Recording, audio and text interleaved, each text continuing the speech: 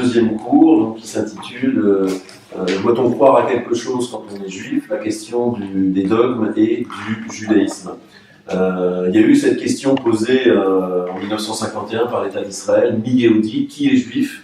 Mais c'était par rapport à une problématique bien précise, la loi du retour. Mais en fait, c'est une question, bien sûr, récurrente au cours de la tradition. Qui est juif, mais aussi qu'est-ce qu'être juif? C'est quoi? Est-ce qu'il y aurait quelque chose qui définit le judaïsme? Pour limiter un petit peu le périmètre des questions, c'est cette première question et celle-là. Est-ce qu'il y a quelque chose qui définit le judaïsme? Est-ce qu'il y aurait une grande idée générale?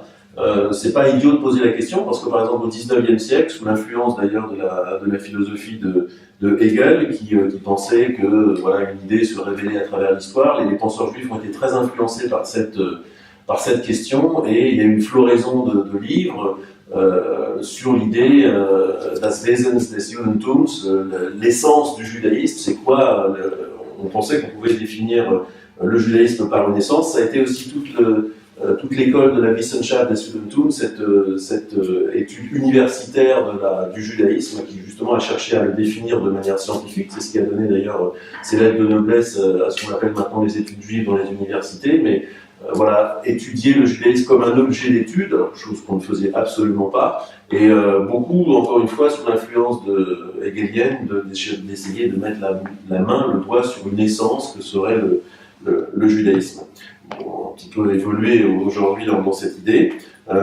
Et puis voilà, être juif, la judaïté, est-ce que ça se définit ou pas par des valeurs? On parle beaucoup de valeurs communes aujourd'hui, donc la question c'est celle-là. Alors c'est vrai que juste aussi pour cadrer, puis après on va revenir de manière plus historique dans le sujet, il y a eu plusieurs grands paradigmes de ce qui définissait le judaïsme ou le fait d'être juif. Un premier paradigme le plus fort, le plus ancestral peut-être, c'est la filiation biologique. On est juif tout simplement parce que sa mère est juive ou son père est juif. C'est vrai dans la Bible c'est plutôt le patriarcat, ou parce qu'on appartient à une famille juive. C'est plutôt comme ça que ça a commencé. Donc il y a ce paradigme qui est constant dans les différentes manières dont on définit le judaïsme. Il y a la définition que j'appellerais essentialiste, c'est-à-dire on définit le judaïsme par une essence. Il y aurait quelque chose, effectivement, ça aussi c'est une idée qui s'est bien transformée à travers l'histoire, mais qui commence en fait dans la Bible, à travers un conflit très intéressant. Vous connaissez la paracha Korach. Korach, c'est ce personnage biblique qui met en cause Moïse au sortir du désert sur le thème alors toi Moïse, voilà, c'est toi qui es monté en haut du Sinaï, c'est toi qui nous transmets la Torah, et alors pourquoi tu serais notre chef? Kulanu Kedoshim, nous sommes tous saints, puisqu'on était tous au pied du mont Sinaï, et alors on est tous à égalité, pourquoi toi plus que les autres? Et il y a beaucoup de choses à dire sur cette paracha, mais c'est vrai que l'un des axes d'interprétation intéressants, c'est que Korach justement a une conception essentialiste du peuple juif, qui serait définie par sa sainteté. On serait saint parce qu'on était au pied du mont Sinaï, mais c'est en quelque sorte quelque chose qui serait en nous. Et la réponse de Moïse est intéressante, on n'a pas le temps d'analyser vraiment dans le texte, mais il dit non, la sainteté, c'est pas quelque chose qu'on a d'inhérent, c'est pas comme une aristocratie particulière, la sainteté, c'est un projet spirituel. On n'est jamais saint, par contre, on regarde toujours vers un projet de sainteté, et c'est ça qui nous définit. Donc là, on voit bien l'opposition entre quelque chose qui serait essentiel et quelque chose qui serait plutôt culturel et qui est porté à titre de valeur. Donc ça, c'est un deuxième paradigme. Un troisième paradigme, c'est le paradigme que j'appellerais cognitif. On est juif parce qu'on pense effectivement certaines choses. On va le voir historiquement, mais c'est par exemple la vie de Maïmonide qui définit les 13 articles de foi et qui dit voilà, c'est ça le judaïsme. On est juif parce qu'on croit à ces choses-là, et c'est une nouveauté. On va voir que Maïmonide n'est pas suivi d'une manière générale par les autres sages, mais en tout cas c'est une autre manière de définir. On est juif par un certain nombre de choses effectivement auxquelles on croit. Et puis il y aura une quatrième grande manière, mais on verra que effectivement les manières ne sont pas exclusives les unes des autres. C'est sans doute un paquet de valeurs qui sont dont les positions de curseur sont différentes chez chacun bien sûr, mais en tout cas c'est une quatrième perspective. C'est vrai qu'avec la modernité, qu'on définira tout à l'heure pour qu'elle devienne intéressante, avec la modernité naît justement cette notion de judéité. La notion de judéité n'existait pas avant, elle était recouvertes par la halakha, la sociologie, les juifs vivaient à un endroit, les non-juifs à un autre endroit, et c'était clair qui était juif ou qui n'y était pas, on va le voir avec Ruth. Mais la possibilité d'être citoyen, la possibilité de se désengager de la tradition, de ne plus suivre la tradition, mais peut-être quand même de maintenir une filiation avec le peuple juif, va faire naître cette problématique qui s'appelle la judéité, en tout cas cette notion d'un attachement qui pourrait être culturel ou vague, ou d'ailleurs pas défini, mais en tout cas auquel on tient, sans qu'il soit plus défini par la pratique religieuse, par la halakha, soit non plus par un ensemble de choses auxquelles on croit, ou un ensemble de valeurs. Et donc c'est encore une complexité supplémentaire qui va s'ajouter lors de la modernité. Alors voilà un petit peu notre vaste programme. Je ne sais pas si on aura le temps de le mener complètement, mais en tout cas, on va, voilà la perspective que je vous propose, de voir les grandes bases historiques de la judéité, on va dire dans la Bible, peut-être avec la situation de Ruth. On va partir du passage de Ruth. On va s'intéresser à Esdras, qui est un réformateur religieux du moins 5e siècle, celui-là même qui a institué la lecture de la Torah. On va voir la définition des rabbins, donc les rabbins étant historiquement voilà, entre le 0 et le 2e siècle, on va dire les Tanaïm plus exactement, les rabbins qui s'expriment dans la Mishnah, la première partie du Talmud, qui vont vraiment codifier un certain nombre de choses concernant l'identité, la conversion, l'apostasie, être hérétique, toutes ces notions qui donnent des angles différents sur le même sujet. Et puis après, on fera un grand bond dans le temps. On verra la question des dogmes qui se posent dans le judaïsme à partir du Xe siècle, un petit peu en concurrence, enfin en influence bénéfique, on pourrait dire, et après peut-être en concurrence avec l'islam. Au Xe siècle, il y a ce tournant. Et puis il y a les grands penseurs médiévaux. On en verra deux particulièrement, Maïmonide, qui vraiment définit le judaïsme à partir de dogmes. Et puis on verra un autre rabbin peut-être moins connu, qui s'appelle Joseph Albo, qui vit entre le XIVe et le XVe siècle, qui a écrit justement le livre des principes, tout un livre justement qui cherche à définir de manière dogmatique le judaïsme, alors même, parce que c'est ça aussi le fond du sujet, alors même qu'en général on dit non, il n'y a pas de dogme dans le judaïsme. Alors c'est vrai, il n'y a pas de dogme dans le judaïsme, sauf qu'il y a énormément de rabbins qui ont essayé quand même d'en définir, donc on verra toute l'ambiguïté de la chose. Après on fera encore un petit bond dans le temps, on verra Louise Mendelssohn, donc à l'orée de la modernité XVIIIe siècle, et puis on ouvrira sur aujourd'hui. Donc vous avez compris qu'on en a pour 5 heures, là, à peu près au minimum. On va essayer de synthétiser tout ça. On va partir de la belle scène de Ruth. Vous connaissez tous voilà, cette histoire, et Ruth que sa belle-mère Noémie essaye de décourager de la suivre, et Ruth a cette très belle réponse. El asher telechi eler, là où tu iras, j'irai. Ou va asher talini talin, là où tu dormiras, je dormirai. Amecha ami, ton peuple sera mon peuple. Ve Eloair Eloai, et ton Dieu sera mon Dieu. Ba asher tauti amut vesham ekaver, là où tu mourras, eh bien là, moi aussi, je serai enterré. Alors, il y a énormément de choses à dire. C'est d'abord la question de la datation est intéressante. Manifestement, Ruth est située dans une espèce d'époque glorieuse, lointaine, peut-être du temps des juges. Et on sait d'ailleurs, mais ça on appréciera mieux quand on aura vu Ezra, qu'en fait c'est un texte vraisemblablement bien postérieur, en réaction justement à la conception de la judéité d'Ezra. Donc il est beaucoup plus tardif, et il se situe dans un Israël mythique un petit peu, mais en fait par réaction plutôt. En tout cas, on va faire comme si on était projeté dans le texte, on va pas s'occuper des histoires d'historicité. Et là, pour aller très rapidement, on a une première conception du judaïsme et de l'identité juive comme une adhésion au destin.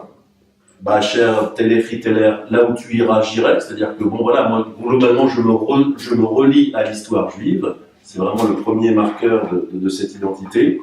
Il y a une identité territoriale très forte, parce que c'était sans doute vrai à l'époque. Là où tu iras, j'irai, là où tu seras enterré, je serai enterré, etc. Une situation relativement simple, c'est vrai, à l'époque, les peuples vivaient de manière séparée. Les Juifs vivaient ici, les autres peuples, les 7 peuples bibliques vivaient dans des territoires bien définis, et c'était très facile de savoir qui était juif ou qui ne l'était pas. Était juif celui qui vivait à un endroit, qui vivait de manière juive, point final. Et quand bien même, et c'est d'ailleurs ce qui se passe pour Ruth, la façon dont elle est convertie finalement ne passe par aucun processus, simplement elle rejoint l'endroit où les Juifs habitent, de l'autre côté du Jourdain, tout simplement, parce que les Juifs habitent là, et puis les Édomites là, et puis les Pharisiens habitent là, etc. Donc c'est très simple, il suffit d'aller là où les Juifs habitent, et puis la première génération, tout le monde sait que vous êtes venus, la deuxième génération, ça se raconte, peut-être qu'on le sait encore, la troisième génération, c'est un peu plus loin, et la quatrième génération, tout le monde a oublié d'où vous veniez avant, et vous êtes juive ou juif tout simplement parce que vous vivez depuis 1, 2 ou 3 générations à la manière dont tout le monde vit dans ce coin-là. Donc être juif, c'est une notion de peuple, mais au sens très très large. C'est pas même une notion de nationalité, c'est même pas défini par une pratique précise. C'est une agrégation sociologique et historique à un peuple, à un groupement humain qui vit de manière parfaitement identifiée, et il n'y a pas tellement à définir ça plus que ça. Alors c'est intéressant par rapport à ce qu'on va dire après, parce que si on le prend à sa face monétaire, bon, bah voilà, c'était comme ça que ça se passait avant, et si on le prend comme une réaction à Ezra, on voit très bien l'idée. Ezra va essayer de donner une définition quasi ethnique, voire quasi raciale, on pourrait dire, de la judéité. Et on voit très bien que ce modèle de simple agrégation à un mode de vie, effectivement, est une réaction très forte, idéologique, à la définition à la fois ethnique et marquée par la notion de pureté que va proposer Ezra. Donc voilà, ça c'est un premier modèle très fort, et juif qui vit de manière juive, qui s'associe à l'histoire juive et qui a envie de participer de ce destin, de cette communauté humaine. Un deuxième modèle, puis on va voir évidemment que chaque modèle s'agrège et puis se complexifie avec le précédent, c'est celui d'Ezra. Alors Ezra, il vient à une période très très déterminée dans l'histoire juive. Bien sûr, il y a le premier exil, la destruction du temple par les troupes de Nabuchodonosor. Vient Cyrus en 538 qui émet son édit et qui dit, voilà, vous les Juifs, vous pouvez retourner chez vous, et même vous pouvez reconstruire le temple. Il y a un premier retour qui se fait sous la direction de Zorobabel, un grand prêtre, enfin un homme politique avec le prêtre Josué. Le temple est effectivement reconstruit en moins 516, il est réinauguré en moins 516, et les 50 années qui se passent derrière, c'est très mitigé. D'abord, il y a eu peu de retours, parce que les Juifs en 70 ans ont eu le temps de s'installer, de faire affaire, de devenir relativement florissants dans un régime perse plutôt coulant. Et donc il n'y a pas tant de retours que ça des élites qui avaient été, et de leurs fils, et peut-être même d'une troisième génération, il n'y a pas tant de retours que ça. Et donc en moins 458, on pense, et les historiens disent, il y a un deuxième coup de semonce qui est donné justement par Ezra qui réemmène avec lui un certain nombre d'exilés pour redonner un petit coup de fouet un peu à Jérusalem, qui n'a pas redécollé ni économiquement, ni les murailles de la ville ne sont toujours pas reconstruites, etc. Et là, Ezra donc est un réformateur religieux qui va prendre des mesures à la fois politiques, effectivement, avec l'aide de Néhémie, donc qui est une sorte de prophète, enfin de prêtre aussi, qui lui va revigorer l'économie, va reconstruire les murailles, va financièrement réorganiser Jérusalem. Ezra, lui, sur un plan plus religieux, prend un certain nombre de mesures, donc il réinstitue la lecture de la Torah, donc il met au cœur de l'expérience juive la Torah. Ça c'est intéressant pour la suite pour les rabbins. Mais en termes purement sociologiques, il va avoir, on pense qu'Ezra était issu des milieux du temple, et donc il y avait cette notion de pureté extrêmement forte. Et il y a eu un conflit idéologique justement autour de la question qui est désormais légitime pour mener la vie du peuple juif. Est-ce que ce sont les exilés qui ont payé de leur vie justement leur fidélité quelque part et qui reviennent, Ou est-ce que ce sont les gens qui sont restés sur place, qui, à vrai dire, se sont mollement opposés à l'envahisseur, qui ont continué à faire leurs petites affaires, qui parfois ont spolié les biens des exilés, ça on le sait, etc. Et donc il y a un conflit, on va dire déjà politique, sur qui est légitime pour poursuivre l'histoire juive, et au nom de quelle idée. Et Ezra, porté par son idéologie sacerdotale, a une idée très très ethnique, on va dire, autour de l'idée de pureté. Et il va demander une mesure d'une violence assez incroyable. Il va demander à tous les couples mixtes, en fait, toutes les personnes qui se sont mariées à des femmes en particulier non juives, parce que ça marche plutôt dans ce sens-là. Ça aurait pu être des femmes juives qui se marient à des hommes non juifs, mais c'est plutôt dans ce sens-là qu'il va le formuler, de se séparer. Donc on imagine la violence un peu du processus. Tout ça est attesté. Hein. Alors il y a des phrases, il y a des déclarations générales. Il y a Ezra, chapitre 9, versets 1-2. Ezra, même chose, chapitre 9, 12. Aussi, ne donnez pas vos filles à leurs fils et ne mariez pas leurs filles à vos fils. Pour ça, ce sont des recommandations générales. Mais de manière plus précise, Ezra 10, 11, des mesures halachiques, donc très concrètes. Mais maintenant, confessez-vous à l'Éternel, le Dieu de vos pères, et faites sa volonté. Séparez-vous des populations du pays et des femmes étrangères. Et puis Néhémie 10, 31, c'est la même époque, c'est les associés. Et il y a aussi Néhémie 13, 25. Et le reste du peuple s'engagea à ne pas marier nos filles avec les populations du pays et à ne pas faire épouser leurs filles par nos fils.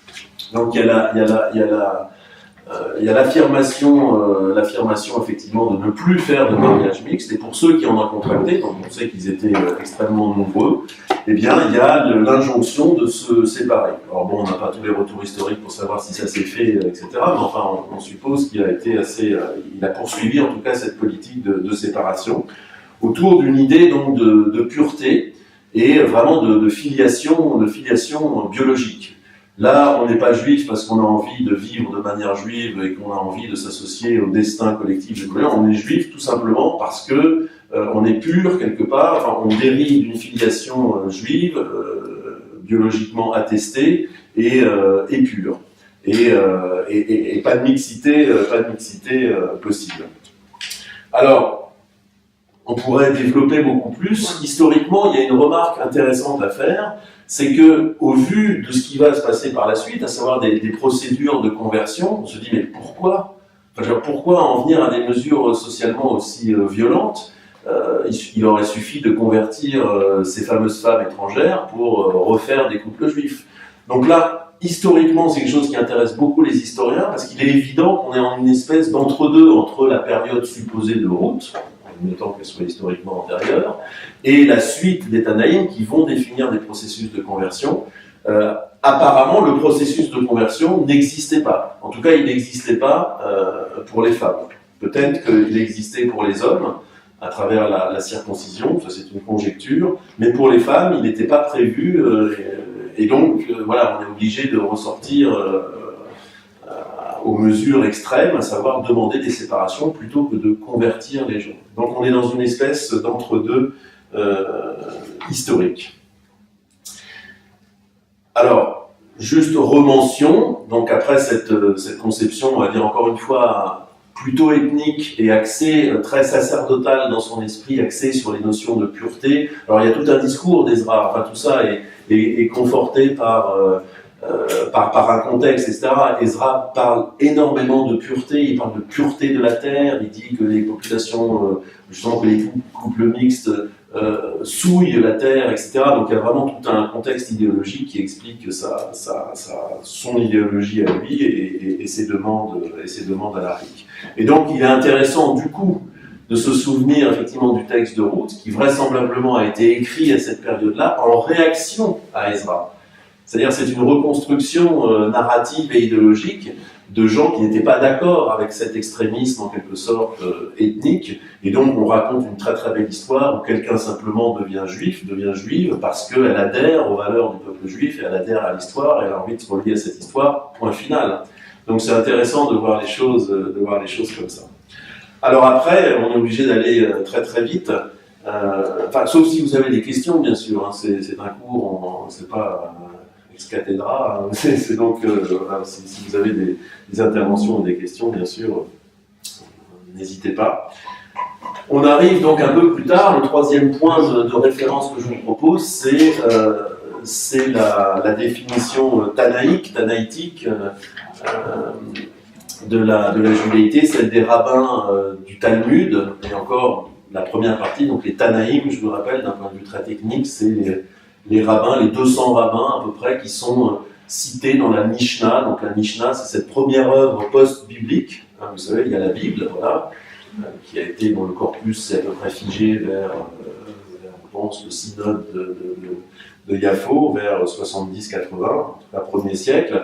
Et puis donc ces rabbins ont aussi participé à la première couche de la halacha. Ils ont quadrillé un peu tout le domaine de la vie courante et ils ont, de manière très concise, en 63 tomes, donc qui constituent la Mishnah, créé la halacha. Donc les rabbins qui sont cités dans la Mishnah, c'est eux qu'on appelle les Tanaïm. Et entre autres choses, après avoir réfléchi à peu près tous les aspects de la vie, ils ont réfléchi bien entendu aussi à la judaïté et à des procédures de conversion. Alors je vais vous lire un texte. Malheureusement, je n'ai pas eu le temps de le photocopier, donc je vais vous le lire et le traduire en direct comme ça, parce que c'est un texte donc, qui parle du processus de conversion, et on va voir que les critères, on va voir quels sont les différents critères qui constituent la conversion et donc l'identité juive, puisque c'est bien de ça qu'il s'agit. Donc, Ger Sheba Leitgayer, un non-juif qui voudrait se convertir, Bazmanazé, de notre jour, Omrimlo, on lui dit, Maraïta Sheba Leitgayer. Qu'est-ce que tu as vu pour te convertir? Je ne sais pas quelle mouche t'a piqué, ça pourrait être ça, surtraduit, ça pourrait être ça, mais voilà, c'est quoi tes motivations, quoi? Pourquoi d'un seul coup vouloir te convertir? Yata Yudash Israël Bazmanazé, Davim, Troufim, Sroufim, ou Metorafim, Visurim, Baim Alehem. Ne sais-tu pas que Israël, dans notre temps, est oppressé, méprisé, harassé et souffre de persécution? Ibomer Yodéa, ici, dit oui, je sais. Veino Kedai, et je n'en suis pas digne. Mekablim Otomiyad, on l'accepte aussitôt. C'est intéressant, c'est déjà chose de la modestie, enfin la reconnaissance et la modestie est un critère en soi. Il ne s'agit pas de se vanter d'être juif et de dire oui, c'est plutôt dans la retenue que ça se situe. Umodeinoto miktsat mitzvot kalot, et on lui enseigne un petit peu de mitzvot kalot, de commandements faciles, notamment légers, mais faciles à accomplir. Ou mitzvot, ptsat mitzvot ramurot, et quelques mitzvot aussi plus difficiles. Moninito on leket shircha upea ou maserani, et on lui enseigne les lois de leket, c'est la collection des gerbes qui restent après qu'on ait labouré un champ. Shircha, c'est la gerbe oubliée. Pea, c'est le coin du champ. Maserani, et la dîme du pauvre. C'est toutes les lois qui sont liées à, après la récolte, etc., ce qu'on doit laisser pour le pauvre, et puis les contributions. Donc c'est intéressant que l'accent soit mis là-dessus. Umodi moto, onsham shel mitzvot, on lui enseigne la punition des mitzvot, c'est-à-dire ce qu'il encourt si on ne les respecte pas, tout simplement. Donc shem shel moto, onsham shel mitzvot, et pendant qu'on fait ça, Kach Modi Moto, Matan Sraran, mais on lui enseigne aussi le prix, la récompense des mitzvot. Donc voilà, quel est l'enjeu? Ve'en Machrin Alav, ça c'est intéressant. Ve'en Magdagdakin Alav, Kibel Milinoto Miyad. Et on n'abonde pas trop dans cet enseignement, enfin on ne le surcharge pas d'enseignement. Et En Medagdakin, c'est on n'est pas trop pointilleux avec lui. Je pense que ça pourrait s'adresser à certaines procédures de conversion aujourd'hui, et on lui fait prendre le mikvé et on le circoncis aussitôt. Nitrapé, il guérit. Métablimoto miyad, le mikvé c'est là. Nitrapé, donc il se rétablit de la circoncision. Métablimoto miyad, on lui fait faire la tvila, donc le mikvé. Ou Shtetamit Rachmenumdim al-Gabar, et devant deux sages qui lui enseignent Miktsat Mitzvot Kalot, à nouveau des mitzvot faciles, Miktsat Mitzvot Ramurot, et quelques mitzvot plus plus difficile, pour aller plus loin dans le texte. Mais c'est intéressant parce que là, donc, il y a la définition du coup d'un processus de conversion, et donc une première définition en quelque sorte de la judéité. C'est quoi être juif exactement? Et ce qui est intéressant, c'est qu'il y a plusieurs critères, bien sûr, qui sont mis en avant ici. Le premier critère, c'est l'acceptation de la Torah, c'est-à-dire on lui enseigne des mitzvot. Et ça, c'est quelque chose qui était bien sûr déjà présent chez Ruth. Ton Dieu sera mon Dieu. Hein. C'est vrai que chez Ruth, j'étais un petit peu vite. J'ai plus insisté sur le critère sociologique. Là où tu iras, j'irai. Là où tu dormiras, je dormirai. Là où tu mourras, je mourrai, etc. Mais il y avait aussi et ton peuple sera mon peuple. C'est la composante sociale. Mais il y avait aussi Elohai, ton Dieu sera mon Dieu. Donc il y a quand même une composante de foi, même si elle n'est pas mise. Même si le curseur est plutôt sur la sociologie.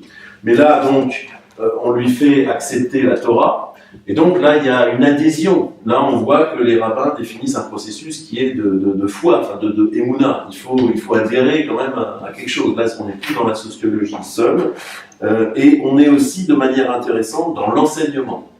On est dans l'enseignement des mitzvot, c'est-à-dire qu'il y a une histoire de compréhension derrière. Il s'agit de comprendre pourquoi.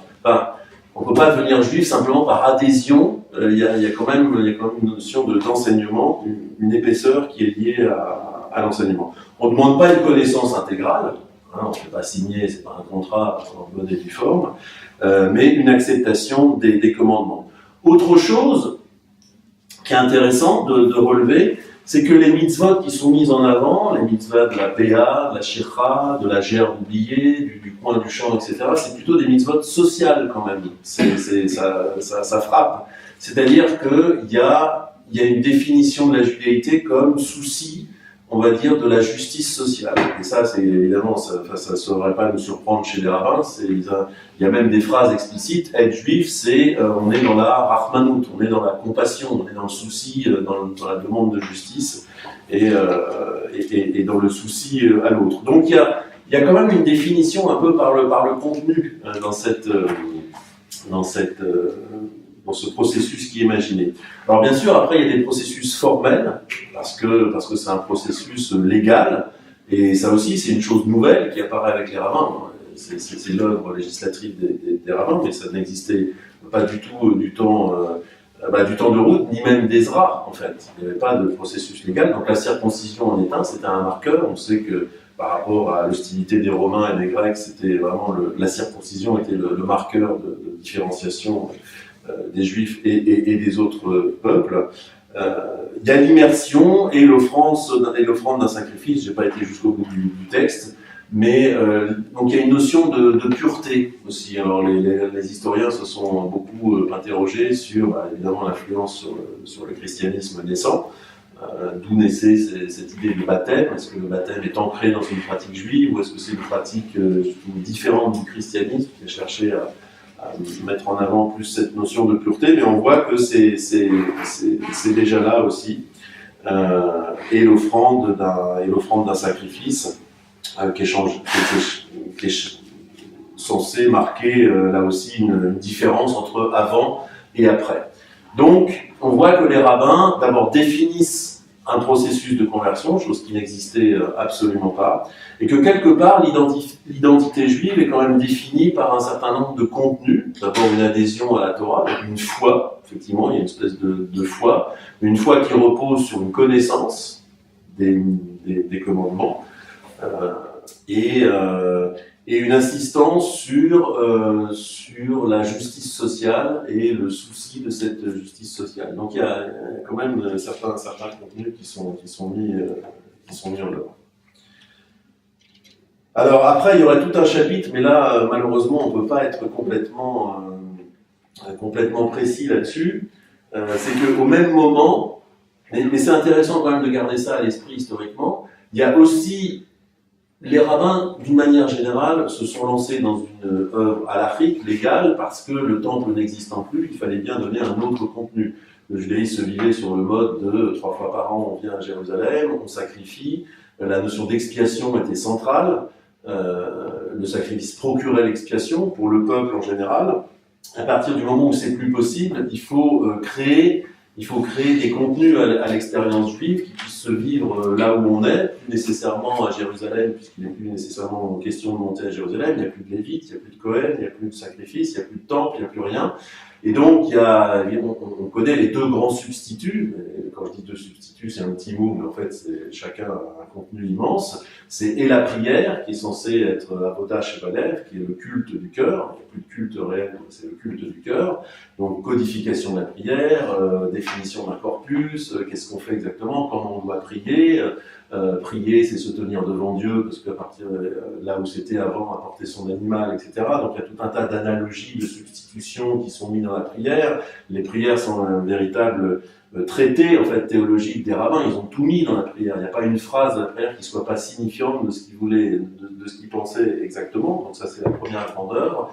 Et puis la deuxième grande œuvre, c'est la mise en œuvre de la halakha. C'est-à-dire définir effectivement de manière concrète dans la vie de tous les jours comment on vit à la juive en quelque sorte. C'est quoi Donc il y a ces deux grands aspects.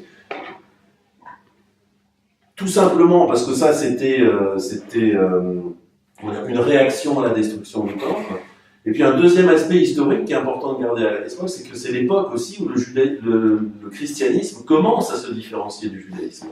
Donc au début ça commence piano, les premiers chrétiens sont évidemment juifs, à commencer par Jésus lui-même, mais le christianisme, on le sait, n'a pas tellement tant été créé par Jésus que plutôt par Paul, Saül, qui était juif lui-même, qui appartenait à la police politique du temple même. Et donc il y a une nécessité... Mais là, Israël est mort, là. Hein? Là où nous sommes maintenant. Oui. Israël est mort. Israël était... Ah mais Ezra, il est mort et enterré, depuis, il est même chéri. Israël a fait partie de la déportation à Babylone. Oui, Ezra... Et il est revenu à ce moment-là. Voilà, Ezra c'est le moins 5e siècle. Oui. Donc là on est au premier siècle de l'ère chrétienne. Voilà, oui. On est 6 siècles plus tard. C'est quand même très intéressant. Et malgré le temple reconstruit, petite activité. Enfin, il n'y avait plus de vie juive, etc. Et c'est pour ça, il y a eu une période de transition de 50 ans. D'ailleurs, on ne sait pas trop ce qui s'est passé. L'histoire est complètement défectueuse sur ce plan-là. On sait par contre que Ezra, donc 50 ans plus tard, moins 458 disent certains, mais certains, pour dire combien c'est controversé, dans SL, un des historiens, dit c'est moins 398. Ça fait quand même 50 ans d'écart. Mais en tout cas, voilà, deuxième moitié du 5e siècle ou début du 4e siècle, Ezra, ça on le sait, avec l'aide de Néhémie, redonne un coup de fouet politique, économique et religieux. Et par contre, ce qu'on sait là de manière très claire, c'est que Ezra donc, institue un certain nombre de... une politique religieuse très précise, lecture de la Torah, donc diffusion du savoir, codification de la lecture de la Torah, et donc cette séparation des familles mixtes. Après, il y a une vie du Second Temple, donc ce qu'on appelle la période du Second Temple. Au moins 2e, moins 1er siècle, on sait qu'il y a... on sait que la vie du Second Temple était différente de celle du premier et que la prière arrive un petit peu, parce que les Juifs l'origine de la synagogue commence en fait en exil à Babylone.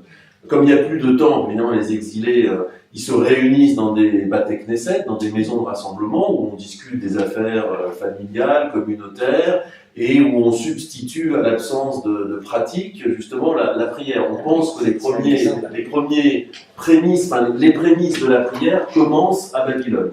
Et c'est vrai que quand les Juifs reviennent dans le temple, il y a une liturgie qui est davantage axée, je ne veux pas dire sur la prière telle qu'on la connaît maintenant, mais il y a davantage de paroles.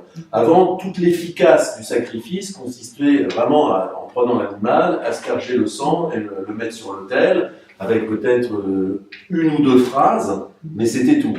Tandis que là, on sait que dans la liturgie du temple, il y a plus de phrases qui sont dites, peut-être même le début littéraire des bénédictions, peut-être même une première forme de définition, c'est quoi une bénédiction, et aussi une forme de réponse, c'est-à-dire qu'avant, le prêtre faisait tout, le type apportait son animal, le prêtre savait faire, on lui déléguait le geste du sacrifice, et puis c'était tout. Là, les Lévites, on sait, commencent à jouer un rôle. Les Lévites chantent, il y a des gardes de Lévites qui se relaient les uns les autres, et puis il y a une forme de liturgie parlée qui se met en place. Mais tout ça va complètement se développer, évidemment, avec la destruction du deuxième temple, où là, il n'y a plus rien du tout, et là, il faut vraiment réinventer une activité nouvelle qui va s'appeler la prière. Ça répond à ta question ? Oui, c'était la période du deuxième temple avec ces changements. Voilà, il y a la tradition parle de ce qu'on appelle les Anshe Knesset Agdola. On ne sait pas trop bien les placer, mais on pense que vers moins 300, etc., il y a eu une première assemblée collective de sages, mais qui n'ont pas laissé leur nom, ce sont des anonymes, qui ont commencé à rédiger la prière, qui ont commencé à rédiger la Hamida, etc. Les Anshe Knesset Agdola, ça veut dire les hommes de la grande assemblée. Très très mystérieux, et puis émerge de ces Anshe Knesset Agdola vers le moins 2e siècle, ce qu'on appelle les Zugot, c'est-à-dire des pères de sages, voilà, qui eux sont les premiers à être identifiés. Le dernier de ces pères de sages, c'est les Shammai, ils sont la fin de cette période. Ça on les voit dans les Pirkei Avot. Dans les Pirkei Avot, il y a tous les Zugot, tous les couples de sages sont cités. On ne sait pas trop exactement ce qu'ils ont enseigné, mais en tout cas, ce qui est signifiant, c'est qu'ils sont nommés pour la première fois. Donc on n'est plus dans l'anonymat, on est vraiment dans des enseignements qui sont authentifiés et nominalisés. Et puis donc après, c'est la période des rabbins. Donc oui. Je disais que toute cette œuvre se conçoit en réaction à la destruction du temple, mais aussi avec la concurrence du christianisme. Et là, c'est intéressant en termes d'identité, parce que, évidemment, c'est quoi, en quoi est-on hérétique? En quoi est-on différent de la norme? Qu'est-ce qui fait que, justement, on est un min? Min, pluriel minime, on a ce qu'on appelle dans la Hamida la birkat minim, les apostats, les hérétiques. Donc on sait que min, historiquement, a désigné les judéo-christianisants, c'est-à-dire les juifs qui christianisaient, qui croyaient en fait en la messianité peut-être de Jésus, mais qui continuaient à rester juifs. On sait qu'il y a eu des controverses entre le frère de Jésus, Jacques, qui dirigeait l'église de Jérusalem, c'était un juif halachique, c'est-à-dire c'était un juif qui respectait les mitzvot, simplement la personne de Jésus était importante pour lui, comme un maître en fait, parce qu'on le sait, Jésus. Donc il n'avait pas conscience de créer un schisme. Pas du tout. Le schisme, il a été, pense-t-on, c'est compliqué, parce que ça s'est pas fait en un jour, il n'y a pas eu de déchirure brusque, ça s'est fait graduellement, etc. Mais ça c'est vraiment important de garder à l'idée que les premiers juifs étaient des juifs, halachiques, au sens du judaïsme, en tout cas, ils pratiquaient, ils mangeaient kasher, il y avait cette pratique. Et que c'est Paul qui, d'une part, a instituer le fait qu'il n'était plus nécessaire de manger. Mais ils ont été arrivés à ce statut-là par des compromis. Ils ne le cherchaient pas. C'est-à-dire qu'ils étaient confrontés à des oppositions sociologiques, on peut dire, à l'intérieur des Romains, et oui, pour justifier certaines choses, ils faisaient des compromis. Oui, surtout qu'on sait que Paul il y a eu plusieurs apôtres, mais Paul a voyagé auprès de peuples qui n'étaient pas juifs. Et donc, je veux dire, c'était effectivement plus difficile de vendre des choses proches du judaïsme, et donc effectivement, il y a eu un certain nombre de ruptures, dont la cache-route est importante. Et après, donc, en plus, il l'a théorisé, c'est-à-dire ça a été sans doute de manière pratique dans un premier temps, et après, il a codifié ça. Mais en tout cas, c'est intéressant parce que là, on sent que dans le processus de conversion dont je vous ai parlé tout à l'heure, il y a aussi cette idée que, ok, c'est quoi être juif par rapport à des juifs qui commencent à s'écarter un petit peu de ce qui était toujours connu sous la forme du judaïsme. Donc on voit bien que là on est dans une pensée de la différenciation et une chose intéressante, c'est que donc il y a cette notion de minime qui arrive, d'apostat, d'hérétique, on va dire au sens large, dont on sait que c'est plus les judéo-christianisants dans un premier temps, et que malgré ça, il y a cette notion qu'on peut croire à autre chose, on continue d'être juif. C'est Afalpi chez Chata, Israël où, bien que quelqu'un pêche, notamment, il continue à rester Israël, il continue à rester juif. C'est un petit peu la halakha qui a été constituée vis-à-vis des minimes, à savoir ces gens-là, pour les rabbins, commençaient à croire à autre chose, mais on reste juif quand bien même on croit à autre chose. Ce qui prouve bien que voilà, la judaïté n'est pas exclusivement définie par la croyance, en tout cas pour les Tanaïm. Alors ce qui est intéressant, on n'a pas le temps de s'appesantir sur ce sujet, au passage qui est la recherche historiographique récente a beaucoup d'idées nouvelles sur les processus de séparation du judaïsme et du christianisme. C'est une histoire qui n'est pas close et sur laquelle on apprend encore beaucoup de choses aujourd'hui. Ce qu'il faut savoir, c'est que vraisemblablement, ce qui a vraiment séparé bizarrement le christianisme du judaïsme, c'est un contenu idéologique.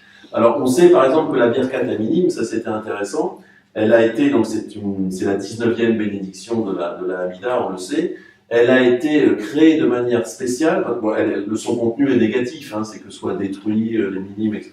Je ne sais pas si vous avez ça à l'esprit, mais il suffit de dire que c'est une bénédiction extrêmement négative. Et pourquoi elle a été rédigée et pourquoi on a demandé à ce qu'elle soit inclue dans la Hamida, c'est que on voulait exclure en fait de la synagogue des personnes justement qui étaient des minimes. Et comme les offices étaient menés par le juif du cru, ça pouvait être n'importe qui pouvait monter et mener la prière et dire publiquement la Hamida au nom des juifs présents. Il était certain qu'en rédigeant une bénédiction négative, ça empêchait quelqu'un qui aurait été un hérétique de dire la bénédiction. C'était pour exclure de la diction de la Hamida tous ceux qui potentiellement, on ne prononce pas une bénédiction contre soi-même. Donc c'était pour faire le tri en quelque sorte, c'était pour faire le tri entre ceux qui avaient été attirés par d'autres enseignements. Et donc on comprend qu'on est dans une compétition et qu'il y a des discriminations qui commencent à se faire entre les différents courants. Alors après, ce qu'il y a, là aussi, comme souvent dans l'histoire juive, ce qui a finalement séparé complètement les chrétiens et les juifs, c'est des différences idéologiques, mais c'est surtout l'histoire elle-même. Il y a eu, vous le savez, en 135, la révolte de Bar Korba, et il y a eu des discriminations faites par l'occupant romain entre les juifs et les chrétiens. Et puis il y a eu l'empereur aussi, l'empereur Nerva, qui a institué une taxe, le fiscus judaicus, qui ne s'adressait qu'aux juifs, et les judéo-christianisants en étaient exemptés. Donc c'est quelque part, c'est intéressant, c'est de l'extérieur, par la violence de l'histoire, j'ai envie de dire, que se sont finalement déterminées les différences entre juifs et chrétiens, alors même que, il y avait encore une certaine plasticité à l'époque. C'est l'occupant finalement qui a fait cette distinction. Et quand Jérusalem a été détruite et rebaptisée à Guillemire, plus de juifs à Jérusalem, mais les chrétiens, du coup, en tant que chrétiens, pouvaient eux continuer d'y être. Et là, je veux dire, c'était la mort sociologique. Souvent, il y a des différences idéologiques qui sont vivantes, qui donnent cette tournure vivante, et finalement, les choses se décident de l'extérieur de manière complètement brutale. En tout cas, là, c'est ce qui s'est passé pour les juifs et les chrétiens. La séparation s'est faite de manière fiscale, guerrière et décisionnaire par les Romains. Donc voilà déjà un premier pôle entre Ruth, entre Ezra, Ruth est peut-être une réaction à Ezra, et les rabbins qui définissent la judéité à la fois de manière légale. Donc il y a un processus légal qui fait qu'on est juif ou qu'on n'est pas, c'est une nouveauté, et qui le définit sur des marqueurs rituels et en même temps un contenu quand même de foi, une adhésion à la Torah et peut-être à une psychologie orientée vers la justice sociale. C'est un petit peu ça l'idée des rabbins de qu'est-ce qu'être juif et comment on est juif et comment on rejoint aussi le peuple juif et qui ne l'est pas et qui en est exclu. Sachant qu'en termes d'exclusion, on n'est pas exclu pour ses idées. Quand bien même on serait un mine, un hérétique, avant que la séparation soit faite, en tout cas la séparation dont j'ai parlé, la séparation politique, on peut être un mine et ne pas être exclu du monde à venir et donc rester juif. Donc il y a aussi la filiation qui demeure quelque chose de très puissant et qui fait qu'on reste juif quand bien même on croit à des choses qui ne sont pas en adéquation avec la doctrine rabbinique. Alors après, on va changer d'époque, et là, on va est-ce que c'est clair sur cette première partie? Est-ce qu'il y a des questions ou des remarques? On va avancer dans l'histoire parce que le temps, lui, avance. Et on va arriver à une autre époque. Ça va plus être la question des dogmes. C'est l'idée de, voilà, est-ce qu'il y a des idées qui définissent le judaïsme, qui fait qu'on est juif, qui fait qu'on est dans une croyance juive, si cette expression a un sens. Alors, c'est intéressant parce que le premier à avoir imaginé ça, c'est Philon d'Alexandrie. Mais Philon d'Alexandrie, son œuvre est intéressante, mais elle n'a pas été vraiment reprise par les rabbins. Lui, mais en tout cas, c'est le premier qui formule que être juif, c'est la croyance juive se définit par un certain nombre de choses. Il dénombre cinq principes: l'existence et la souveraineté de Dieu, l'unité divine, la création du monde, l'unité de cette création et la providence. C'est ça pour lui qui définit le judaïsme et qui fait que si on croit à ces choses-là, eh bien, on est juif. Cette démarche, Philon vivait dans un contexte bien particulier, philosophique, à Alexandrie, une ville cosmopolite où se retrouvaient toutes les croyances, tous les systèmes de pensée philosophique de l'époque. Lui-même était un juif pieux, on va dire, mais le milieu qui a défini le judaïsme, donc en Palestine, les Tanaïm et les Amoréim, était très différent, et Philon n'a eu aucune influence en fait sur la pensée rabbinique. Alors il y a bien eu quelques tentatives, Rabbi Akiba, il y a des discussions talmudiques sur c'est quoi finalement le principe qui définit le judaïsme, etc. Alors chacun il va de son petit principe. Rabbi Akiba propose tu aimeras ton prochain comme toi-même. Il y a bien sûr l'invention de Rabbi Simlai, cette géniale invention des 613 commandements. Vous savez d'où viennent les 613 commandements? C'est un Rabbi Simlai, qui n'est pas le rabbin le plus important, qui dit voilà, il y a donc 613 commandements, première nouvelle, 248 commandements positifs, autant que de membres du corps, et 365 commandements négatifs, autant que de jours de l'année. Donc on comprend que c'est un commentaire symbolique, c'est une façon de dire avec chaque partie de son corps on peut faire des mitzvot, et chaque jour de l'année on peut faire des mitzvot. Et ceci dit, il ne définit aucunement quels sont ces 613 mitzvot, et il dit même qu'il y a un classement parmi ces mitzvot, mais il ne définit pas lui-même de classement. Donc voilà, il y a cette pensée quelque part qu'il pourrait y avoir des choses qui définissent le judaïsme, mais ça reste très très flou dans la pensée des rabbins. Et en fait, il faut attendre le Xe siècle.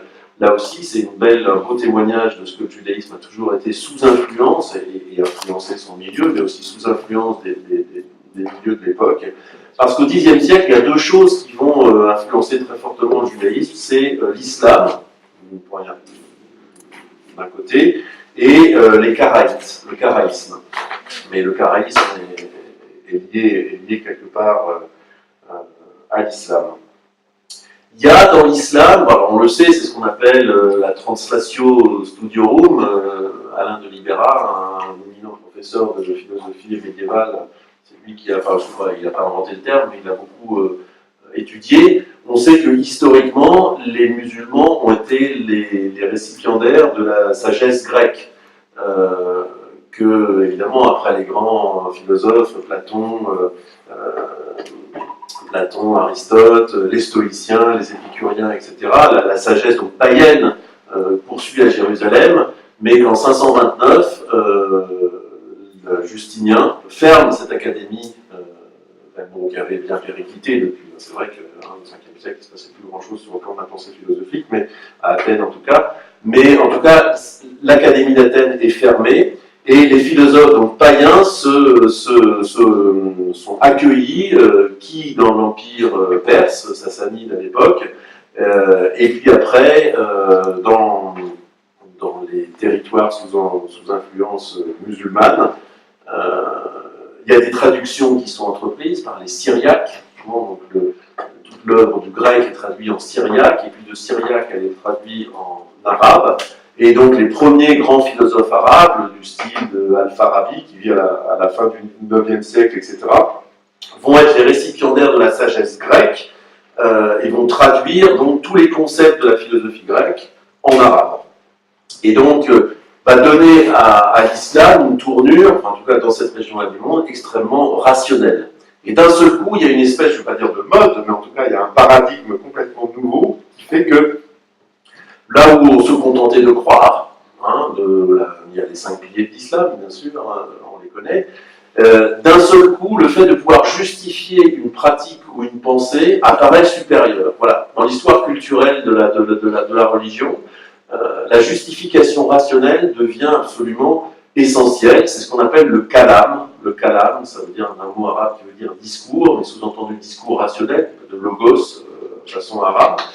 Et le kalam va donner plusieurs écoles, Mutazilite, Acharite, etc., qui vont diverger, mais en tout cas qui vont diverger sur des problèmes intellectuels qui n'existaient pas du tout dans la religion avant. Qui est musulman et qui est un croyant, qui atteindra le salut et qui est condamné à la damnation, quelle sorte de péché coupe la Oumma, enfin coupe le croyant de la Oumma, dans la communauté des musulmans, comment le salut est-il assuré, quelle est la juste opinion qui définit le musulman, qui ira au paradis ou pas, l'unité de Dieu, la providence de Dieu, etc. Tous ces problèmes philosophiques entrent dans la religion alors que l'islam n'était pas du tout sur ce registre-là. Et évidemment, le judaïsme va subir cette influence. Et on voit aussi à la fin du 9e siècle, 10e siècle, d'abord à Kairouan, sur le territoire actuel de Tunisie, des philosophes, Al-Kindi notamment, qui ont une pensée rationnelle. Et le plus important d'entre eux, bien sûr, c'est Saadia Gaon, qui vit de 882 à 942. Saadia Gaon est né au Caire, et après il va migrer en différents endroits, il va exercer aussi à Bagdad. Et c'est le premier philosophe juif qui, lui, du coup, va créer le vocabulaire philosophique en hébreu, et qui va influer toute la suite. C'est ça l'importance de Saadia Gaon. C'est un immense décisionnaire, c'est quelqu'un qui a écrit des monographies sur à peu près tous les sujets à l'Afrique, mais c'est surtout quelqu'un, Sefer Haemunot Vedeot, le livre des croyances et des pensées et des opinions, qui va définir tout le vocabulaire juif à la manière dont les philosophes arabes avaient repris et traduit en arabe toutes les catégories aristotélicien, de la philosophie grecque. Et c'est lui qui va donner le coup d'envoi d'une philosophie juive, dont Maïmonide, etc. Et ils seront les héritiers. Donc ça, c'est important. Et en termes, pour le sujet qui nous intéresse, ça va changer la donne. Et c'est un maillon important pour comprendre ce sujet des dogmes. Le mot foi, il faudrait pouvoir le démontrer dans les textes. Il y a deux mots en arabe pour désigner la foi, et justement ce changement s'opère chez Saadia Gaon. On parlait de amanat. On reconnaît le mot de emuna quelque part. Hein. Amanat, dans le vocabulaire juif, mais en langue arabe de l'époque, c'était les doctrines, c'est un acte de foi religieuse, c'est l'adhésion à un contenu, c'est l'adhésion à la Torah, c'est le fait d'aimer la Torah, c'est le fait de se situer dans la réflexion de la Torah, mais d'une manière globale, on va dire. On appelle ça aussi bitachon. Bitachon, c'est la confiance, c'est un autre mot pour dire la foi. C'est la confiance, des contenus, l'unité de Dieu, sa providence, le salaire et la récompense, etc., qui dérivent d'une réflexion philosophique. Et c'est ça la foi. C'est-à-dire qu'on passe d'une foi... il y a un mot anglais pour ça, assent. To assent, c'est adhérer, à consent, c'est-à-dire consentir mais au sens intellectuel. On passe d'une foi adhésion générale en un corpus, dans la parole des sages en général, etc. Ils ont raison, ils y ont réfléchi, ils sont rabbins, donc quelque part ils doivent avoir raison, à vraiment une foi, ce qui n'est pas toujours vrai, hein. C'est à une fois consent, et consent non pas à une parole générale, mais consent à des propositions définies, des propositions précises, logiques, à des contenus logiques précis. Et ça, ce changement s'opère chez Saadia dans une ambiance générale où la justification de la foi devient quelque chose de nécessaire. Ça, c'est la première grande idée. Et la deuxième grande idée, pourquoi ça va devenir nécessaire encore plus pour le judaïsme, c'est qu'à cette époque naît quelque chose dont on a oublié la puissance, qui s'appelle les karaïtes, le karaïsme. Karaïsme, en hébreu, c'est Baalé Amikra, c'est les tenants de la Mikra, c'est-à-dire de la lecture, sous-entendu littérale de la Bible. Vous savez que les versets, voilà, c'est ce qui est écrit, exactement. Il refuse la loi orale. Le Mikra. Il refuse la loi orale, il refuse l'interprétation des rabbins, il refuse la loi orale, c'est vraiment ça. Les rabbins, j'ai oublié de le dire, en plus de créer la prière et la halakha, ont inventé un immense concept qui s'appelle la loi orale, qui leur a permis d'avoir toute la liberté pour dire éventuellement même le contraire de ce que dit la Bible. En disant, au Sinaï ont été, parce qu'il y a ce verset qui dit ont été donnés des Torot, donc pourquoi au pluriel? C'est vrai que c'est un pluriel un petit peu étrange, etc. Un Torot, parce qu'il y a deux Torahs, la Torah écrite, Torah Sheverta, et Torah Shevelpé, la Torah orale. Et ce concept de Torah orale est extrêmement puissant, parce que justement c'est ce qui permet d'échapper au littéralisme, et d'interpréter les versets avec une immense liberté. De dire que la loi du talion, œil pour œil, dent pour dent, c'est pas du tout la loi de la vendetta, de la vengeance physique, c'est au contraire la compensation financière. Merci de me dire où c'est écrit dans le verset, c'est absolument pas écrit dans le verset, mais c'est justement ça la puissance de la loi orale, à travers un certain nombre de raisonnements, d'analogies, de comparaisons, de plein de choses, de discussions rationnelles et d'accords démocratiques, de dire dorénavant c'est ça, à savoir de faire évoluer des contenus très très éloignés de ce qui est dit en réalité, et en même temps de se situer globalement dans cette filiation de la Torah. Donc c'est un concept extrêmement puissant qu'on a été mis en marche par les rabbins, et c'est précisément ça que récusent les Karaïtes. On dit, je suis désolé, mais c'est pas écrit, c'est pas ça. Donc si on dit, voilà, tu restes dans le noir à Shabbat, voilà, c'est ça que ça veut dire, mais donc une lecture littérale, et le karaïsme a été extrêmement puissant. On a oublié que face au karaïsme, il y avait ce qu'on appelait le rabbinisme. Le rabbinisme, c'était la pensée des rabbins, la pensée des rabbins qui soutenaient la loi orale. Et que le karaïsme a failli l'emporter. Et qu'il a fallu toute la puissance de personnalités comme Saadia Gaon et d'autres pour éteindre le karaïsme qui a mis quand même 2-3 siècles à s'éteindre. Donc ça a été vraiment une compétition extrêmement intense et le judaïsme mainstream, on va dire, a failli passer par-dessus bord. Donc on conçoit que, effectivement, le cœur de la discussion, c'était des discussions philosophiques, c'était des justifications rationnelles, et qu'il fallait définir le judaïsme en termes de contenu de foi. C'est-à-dire que là, il y avait une nécessité à dire, ok, le judaïsme, être juif, c'est croire précisément à ça, et pas à ça. Une approche dogmatique, justement, qui avait été jusqu'ici étrangère aux rabbins, parce qu'encore une fois, on se situait à mi-chemin des idées et du mode de vie. Être juif, c'est vivre de manière juive, et puis c'est participer, allez d'accord, c'est participer à un contenu de foi général qui s'appelle la Torah, qui s'appelle la parole des rabbins, donc quelque chose de spirituel et de sociologique à la fois. Tandis que là, il y avait vraiment une nécessité d'aller plus loin dans la définition rationnelle de ce qu'était être juif et c'était quoi l'identité juive. Encore que là, pour l'instant, le thème de l'identité n'est pas encore trop lié au contenu. Mais en tout cas, on avance sur les contenus et on va en arriver à Maïmonide. Mais je veux dire quand même qu'il y a cette pensée, encore une fois, que le judaïsme n'est pas dogmatique, mais il y a énormément de rabbins qui ont réfléchi à ça. Rabbeinu Hananel ben Kouchiel de Kérouan, voilà, 990-1053, Rabbi Abraham ibn Daoud, avec un livre très connu, Emouna Rama, dont l'œuvre a été éclipsée par Maïmonide, mais quelque part qui est un des grands rabbins rationnels, c'est le XIIe siècle. En fait, il y a eu toute une lignée de rabbins qui ont réfléchi au judaïsme en termes de dogme, avec le grand opposé qu'il faut mentionner encore, alors là c'est le grand tenant de l'approche essentialiste, Rabbi Yehuda Halevi, bien sûr, au XIe siècle, qui lui a une conception, alors quasi, c'est même pas ethnique, enfin non seulement ethnique, mais assez inégalitaire, en tout cas entre les peuples. Lui pense que le peuple juif est défini par une idée qui est préprogrammée, en quelque sorte, que le peuple juif a en lui ce qu'il appelle le Inyan Eloi, une espèce de... Vous savez, pour les ordinateurs, il y avait Intel Inside, à un moment, il y a une espèce de programme, voilà, c'est à l'intérieur, donc c'est bon.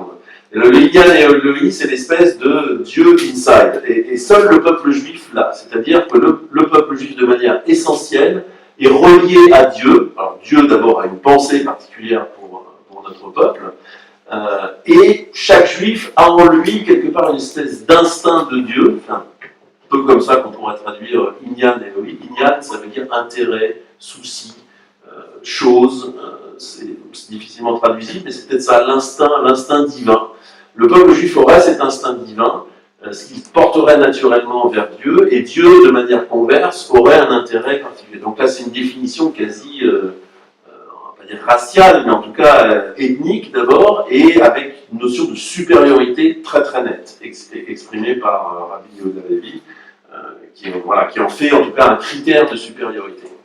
Donc voilà, c'est toujours important de garder que, effectivement, il y a des pensées vraiment divergentes.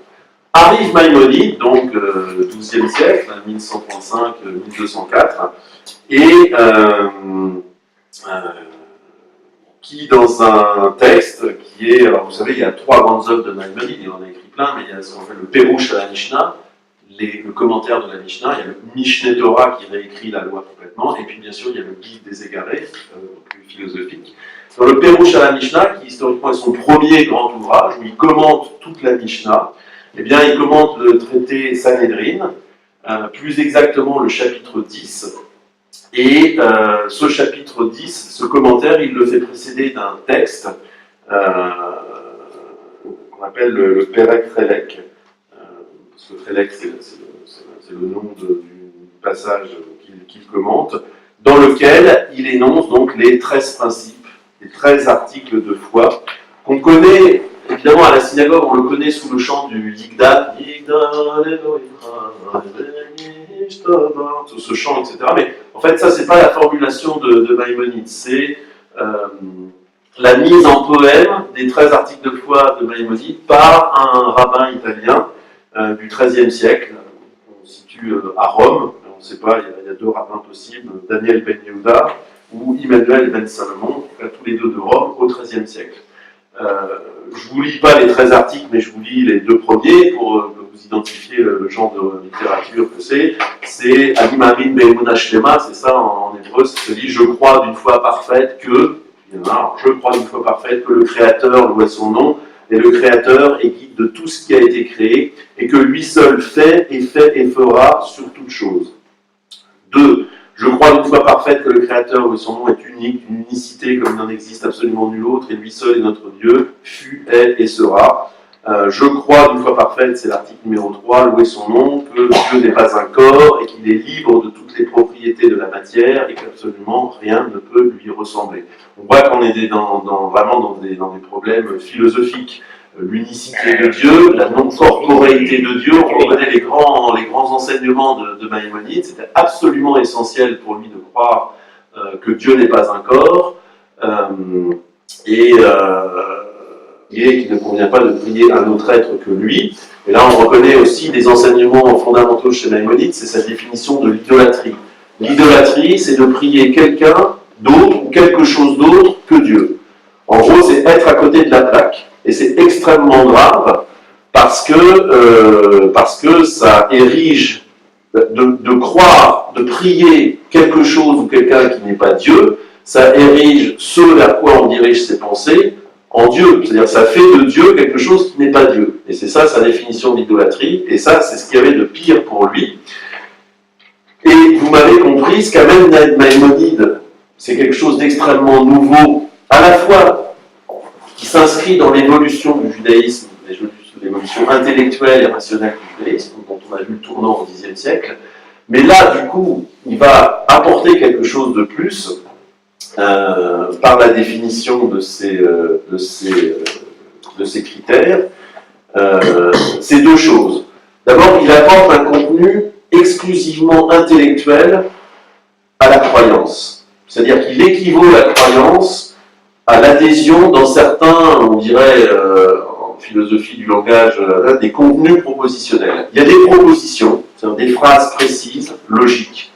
Et le fait de croire à ces contenus propositionnels, à ces propositions, c'est ça la croyance. Première chose importante. Et la deuxième chose absolument fondamentale qu'il fait, et là, il est novateur, et en même temps, c'est là où il n'a absolument pas été suivi, c'est qu'il fait de cette croyance dans ses contenus précis un marqueur de la judéité. C'est-à-dire qu'il dit, si vous croyez à ça, vous êtes authentiquement juif et vous aurez droit au monde à venir. Si vous n'y croyez pas, ça c'est vraiment une thématique nouvelle, même par rapport au tournant rationnel du Xe siècle, si vous n'y croyez pas, alors vous n'êtes pas juif et alors vous n'avez pas droit au monde à venir. C'est-à-dire qu'il lie, d'abord il fait de la croyance un phénomène intellectuel, petit 1, et petit 2, il lie cette croyance intellectuelle à la notion d'identité.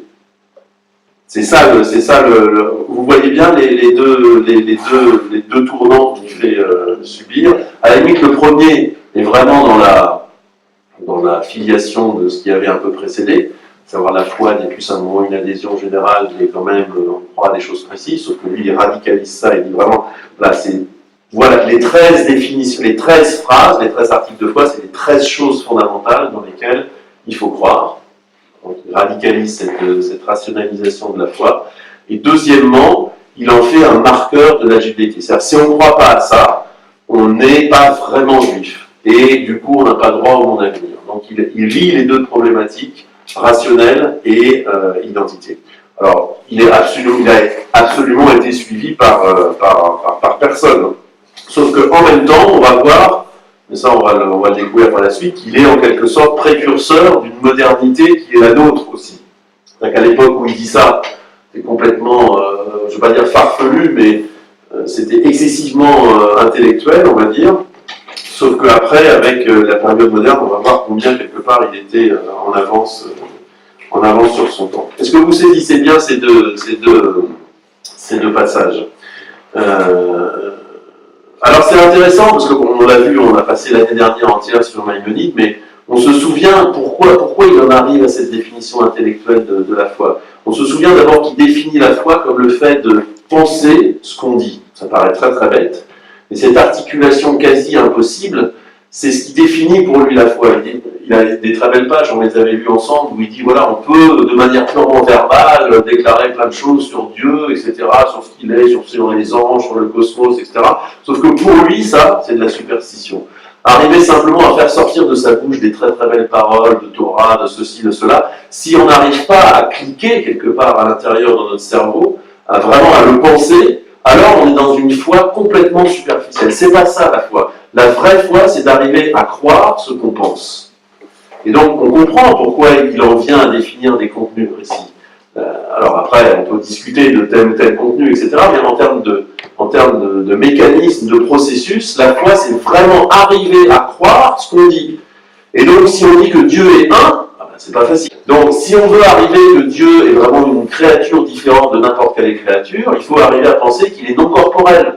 Pratiquement impossible. D'ailleurs, il le dit lui-même, quelque part, c'est impossible. Parce que l'homme ayant un corps, il ne peut imaginer que des choses corporelles. Même quand il est dans l'abstraction, il faut toujours un ensemble mathématique, peut-être une très très belle expression. Quand on le dessine, c'est encore une patate avec des petites croix dedans pour dire qu'il y a des éléments. Donc on peut pas être dans l'abstraction pure. Or, arriver à croire à un Dieu, non corporel, etc., c'est aller vers ce genre d'abstraction.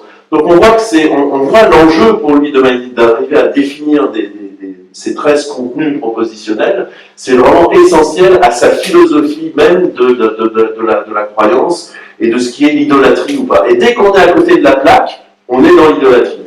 C'est-à-dire qu'on croit à des choses qui ne sont pas vraiment Dieu. On croit à des objets, et on fait de ces objets des dieux. On leur laisse avoir une influence sur nous. On est dans la superstition.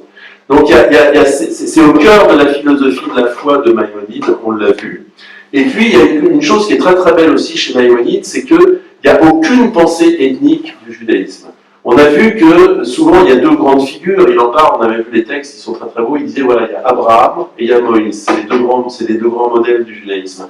Abraham, c'est Hossein Fachot, celui qui faisait des âmes, c'est celui qui convertissait les gens par la puissance de l'intellect, par la puissance du monothéisme, etc.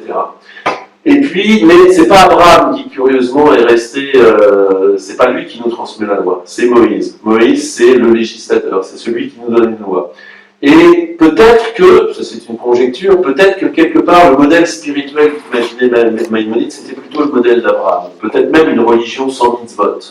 Mais il y a aussi de très très belles pages de réflexion où il dit pas malheureusement, mais il dit que les mitzvot sont nécessaires parce qu'on vit dans un monde sur la scène de l'histoire où les peuples sont des masses humaines éventuellement violentes les unes avec les autres. Et c'est vrai que c'est facile de montrer que souvent dans l'histoire, des gens ne nous ont pas aimés et qu'il y a une halakha, il y a des lois parce que c'est protecteur d'une identité collective. Mais que le but, quelque part, c'est quand même la spiritualité. Et donc il y a une réflexion sur l'équilibre, sur cet équilibre à avoir entre loi et contenu de foi et spiritualité pure. Mais en tout cas, il y a chez Maïmonide une pensée de non pas de la non-ethnicité. Donc il dit voilà, il y a des lois qui définissent l'être juif et l'être collectif juif parce que c'est nécessaire. Mais quelque part, il n'y a pas de supériorité intrinsèque du peuple juif par rapport à n'importe quel autre peuple. C'est ce qui fait la puissance de la spiritualité, c'est des choses qu'on arrive à penser. C'est justement les idées distinctes, etc. Et c'est pour ça qu'il est amené à définir. Parce qu'il n'y a pas... Alors là, on est à l'antithèse de Yehuda, de Yehuda Lévi, qui dit, voilà, peuple juif, Inyan Elohim.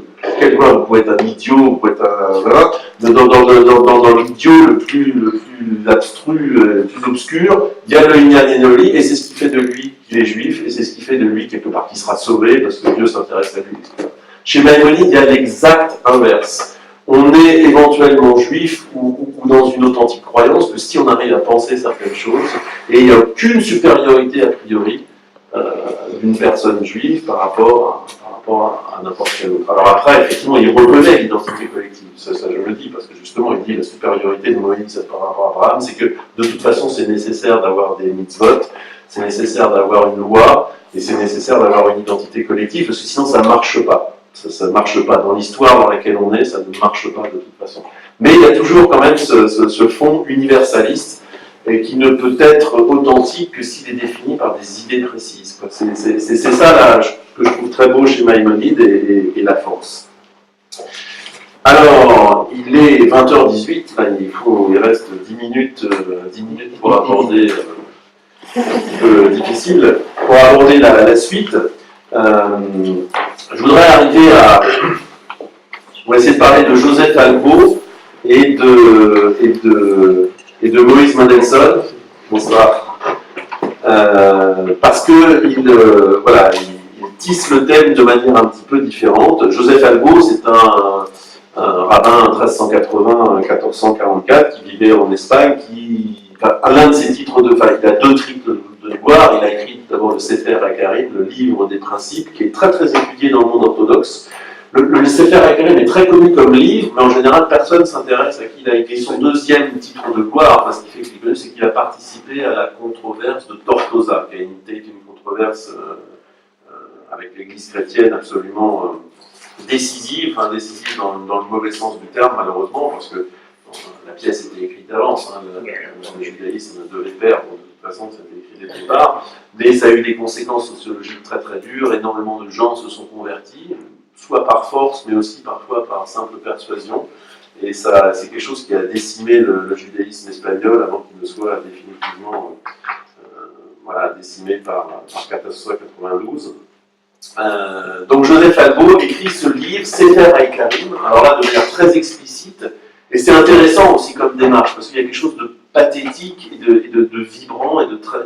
Pourquoi il écrit ce livre? Parce que justement après la défaite de la controverse de Tortosa, énormément, alors des communautés sont décimées, il y a un anti-judaïsme virulent, parfois militarisé, il y a une destruction réelle de communautés, mais il y a aussi une persuasion, il y a une espèce de désespoir qui saisit les communautés, et parfois des juifs, sans aucune contrainte, se convertissent, parce que quelque part, le judaïsme a perdu, le christianisme est plus fort, ça c'est très très étonnant. Controverse de Saragosse, je crois. Alors il y a Saragosse, oui bien sûr, mais là c'est Tortosa. Tortosa c'est une petite ville, voilà. Et pourquoi Albo écrit ce livre? Parce qu'il veut démontrer, de manière intellectuelle là aussi, la force du judaïsme. Et sa démarche, c'est quels sont les principes du judaïsme.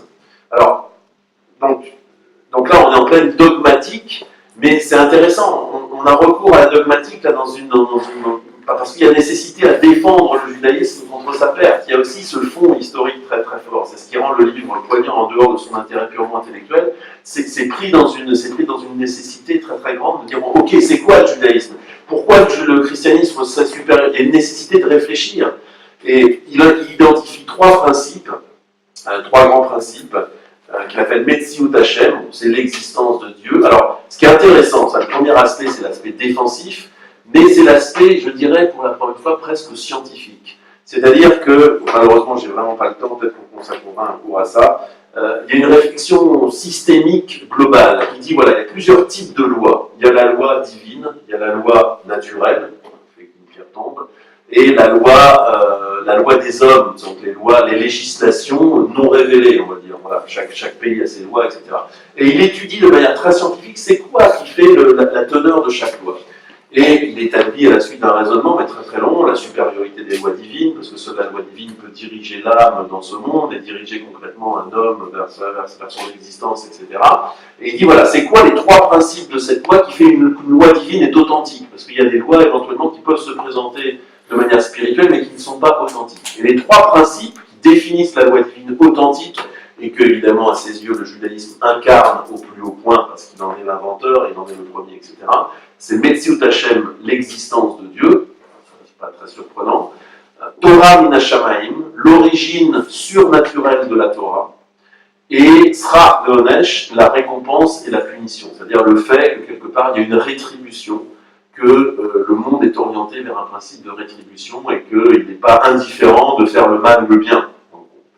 Donc voilà les trois principes. C'est extrêmement sommaire comme présentation, parce qu'après, sur chaque principe, il imagine des sous-principes en parapluie, etc. Il y a trois niveaux logiques de principes. Il y a des branches, et puis il y a des racines. Enfin, d'abord, il y a les principes, les ikarim, il y a les shorashim, les racines, et puis chaque shoresh, chaque racine a ses différentes branches, anafim.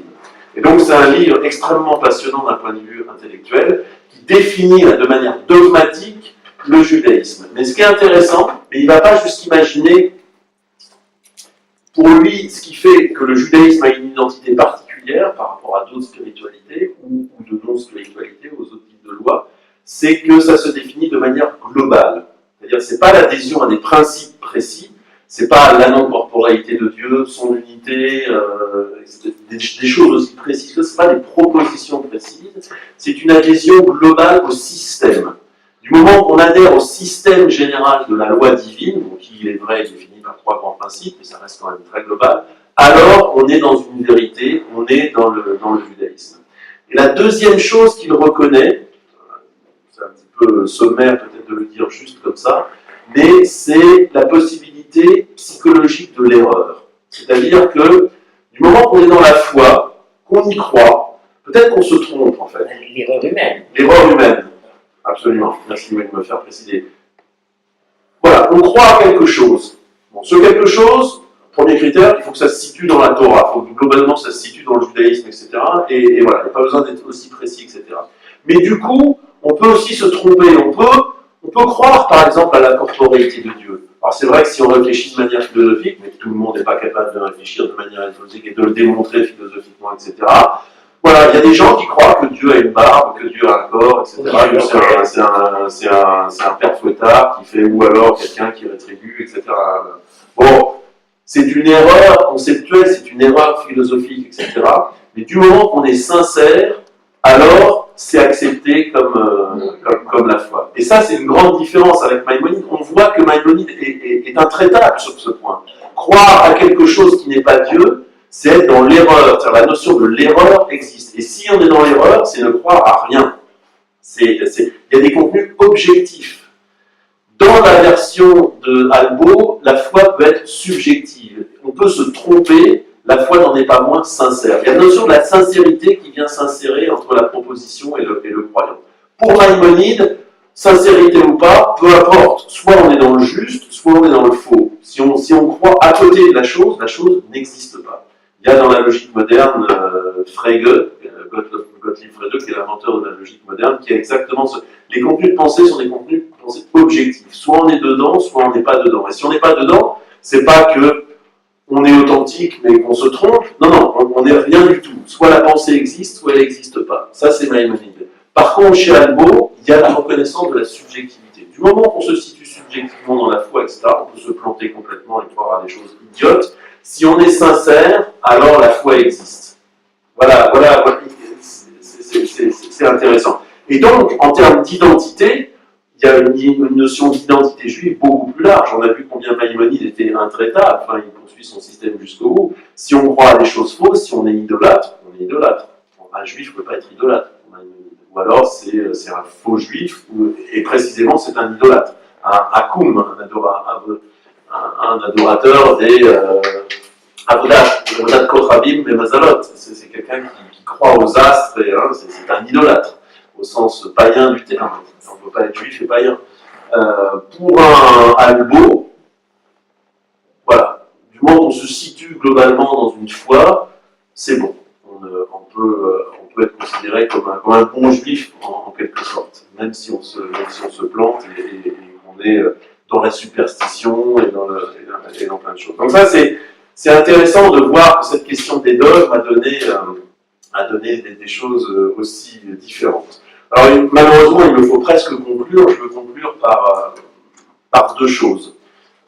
Vraiment, ce serait incomplet de ne pas aller vers ces deux choses. C'est que on voit le parcours, hein, je veux dire, entre routes, définition purement sociologique, une adhésion à l'histoire, c'est même pas à des contenus précis, c'est à l'histoire. Avec Ezra, qui tout de suite pose une alternative extrême, pureté ethnique, filiation pure et dure.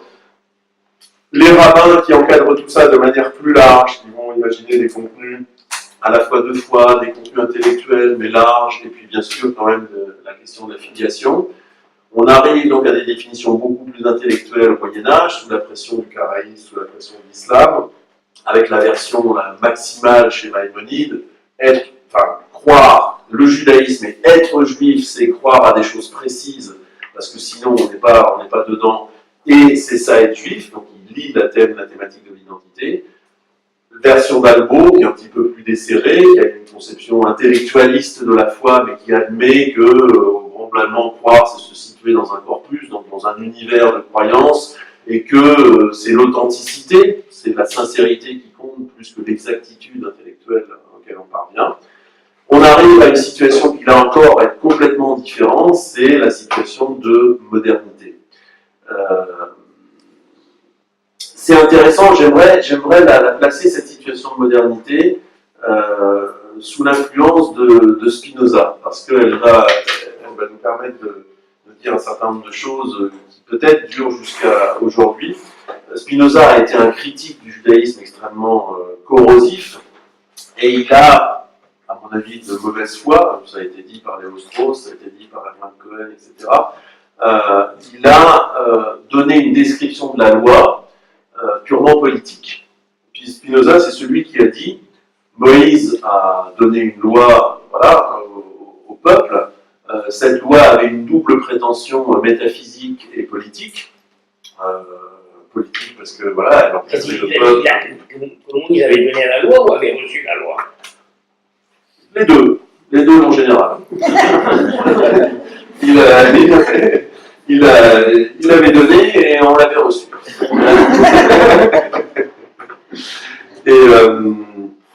Et donc, voilà, cette loi encadre politiquement, elle demande de faire un certain nombre de choses, et en même temps, elle a une prétention métaphysique à la vérité. La loi nous oriente vers Dieu, etc. Et Spinoza est celui qui dit oui, mais tout ça, c'est des histoires.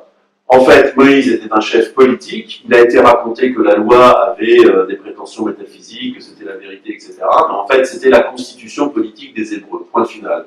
Maintenant, les Hébreux n'ayant plus de souveraineté politique, cette loi est complètement caduque, elle a plus vocation à encadrer le Commonwealth juif, c'est-à-dire l'entité politique, etc. Et donc, existe la loi. Aujourd'hui, un juif du XVIIe siècle, à Amsterdam ou ailleurs, etc., n'a plus à se définir par rapport à cette loi, puisqu'elle est purement politique et on voit plus l'intérêt, etc. Et quant à toutes les pseudo-vérités métaphysiques qu'elle charrie, tout ça, c'était de l'habillage de toute façon, donc il n'y a plus de loi, il n'y a plus qu'à être citoyen de son État, point final. Je caricature un peu, mais c'est vraiment ça le raisonnement de... Et c'est intéressant parce que cette question de la politique et de la vérité, qui liait encore l'adhésion à la Torah, eh bien, elle va se poser d'une manière nouvelle avec la modernité, bien sûr. Parce que la modernité met fin quelque part au ghetto. Le ghetto, c'était l'encadrement par la halakha, mais de manière nécessaire. Un juif n'avait pas le choix de vivre en dehors de la halakha, de toute façon. À partir du moment où il devient citoyen de son État, on sait qu'il le devient en 1791 en France, que ça met 100 ans plus tard, il devient en 1871 seulement en Allemagne, et ça se fait pas.